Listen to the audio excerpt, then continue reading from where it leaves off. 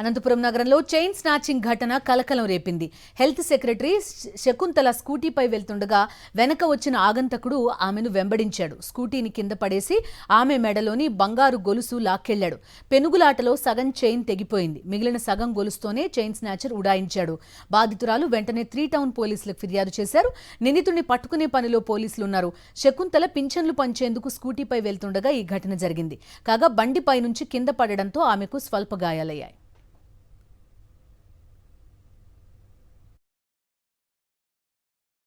అనంతపురం నగరంలో chain snatching ఘటన కలకలం రేపింది. హెల్త్ సెక్రటరీ శకుంతల స్కూటీపై వెళ్తుండగా వెనక వచ్చిన ఆగంతకుడు ఆమెను వెంబడించాడు. స్కూటీని కింద పడేసి ఆమె మెడలోని బంగారు గొలుసు లాక్కెళ్లాడు.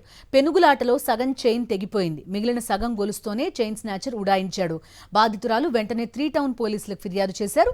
నిందితుడిని పట్టుకునే పనిలో పోలీసులున్నారు.